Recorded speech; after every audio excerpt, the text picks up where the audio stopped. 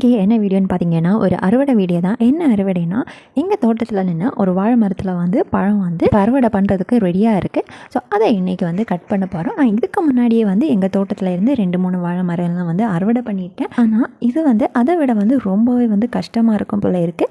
ஏன்னா இது வந்து நல்ல ஹைட்லேயுமே வந்து போயிருக்கு. ஸோ எப்படி கட் பண்ணுறேன்னு சொல்லிட்டு இந்த வீடியோவில் பார்க்கலாம். ஆக்சுவலாக இந்த வாழை மரம் வந்து நாங்கள் நட்டது கிடையாது, எங்கள் பக்கத்து வீட்டில் உள்ளவங்க நட்டது. அவங்க வந்து அவங்களுக்கு இடத்துல நட்டு அது வந்து தை வந்து அப்படியே எங்கள் இடத்துல வந்துச்சு. நம்ம இடத்துல வந்தால் நம்ம தானே கட் பண்ணணும். ஸோ அதனால தான் நான் வந்து கட் பண்ணிகிட்ருக்கேன். அந்த வாழை மரத்தை கட் பண்ணுற டைமில் எனக்கு ஞாபகத்தில் வந்துச்சு ஒரு ஸ்டோரி. அது என்ன ஸ்டோரின்னு சொல்லிட்டு உங்கள் கூட வந்து ஷேர் பண்ணுறேன். மேக்ஸிமம் எல்லாருக்குமே இந்த ஸ்டோரி வந்து தெரிஞ்சிருக்கும்.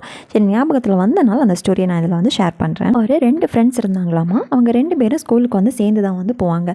ஸோ அவங்க டெய்லி வந்து ஸ்கூலுக்கு போயிட்டு வர வழியில் வந்து ஒரு வீட்டில் வந்து பாகற்காய் செடி வந்து நின்னதை வந்து பார்த்துருக்காங்க. ஸோ அவங்க டெய்லி வந்து நினைப்பாங்களா இதுலேருந்து பறிக்கணும் அப்படின்னு சொல்லிட்டு. பட் அவங்க அந்த வர கரெக்ட் டைமில் அதில் வந்து வேறு ஆட்கள் நிற்கிறனால அவங்களுக்கு வந்து பறிக்க முடியலையா. ஸோ ஒரு நாள் வந்து இவங்க ஸ்கூல் முடிச்சு வீட்டுக்கு வர டைமில் யாருமே இல்லையா. ஸோ 2 பேர் என்ன செஞ்சாங்களா, அதுலேருந்து பாகற்காய் வந்து பறித்து அவங்க வீட்டுக்கு வந்து கொண்டு போனாங்க. ஸோ வீட்டில் கொண்டு போய் சமைச்சு கேட்டாங்க.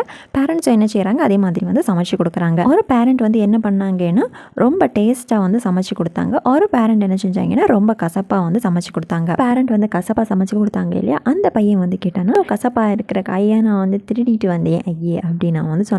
நெக்ஸ்ட் டே வந்து 2 ஃப்ரெண்ட்ஸும் வந்து மீட் பண்ணுற டைமில் வந்து இந்த பாகற்காயை பற்றி வந்து பேசுகிற டைமில் டேஸ்ட்டாக சமைச்சு கொடுத்தா பேரண்ட்ஸோடைய பையன் வந்து என்ன சொல்கிறேன்னா, ஏன் அம்மா சமைச்சு தந்தாங்க, நல்லா டேஸ்ட்டாக இருந்தது, நீ சாப்பிட்டியா என்ன அப்படின்னு வந்து கேட்குறானா.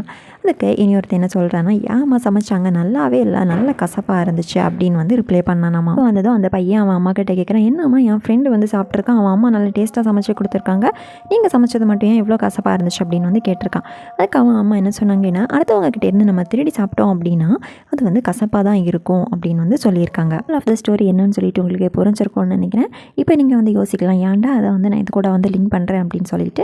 ஃபர்ஸ்ட் ஸ்டார்டிங்லேயே நான் வந்து சொல்லியிருந்தேன், இதுக்கு முன்னாடி எங்கள் தோட்டத்துலேருந்து 2-3 அறுவடை நான் வந்து பண்ணியிருக்கேன். அது இவ்வளோ கஷ்டமாக இல்லைன்னு வந்து சொல்லியிருந்தேன். இப்போ வாழை நட்டவங்களே வந்து அறுவடை பண்ணியிருந்தாங்கன்னா உங்களுக்கு ரொம்ப ஈஸியாக இருந்திருக்கும். நீங்களும் இதே மாதிரி உங்கள் தோட்டத்தில் வந்து அறுவடை பண்ணுவீங்க அப்படின்னா காமெண்ட் பண்ணுங்கள்.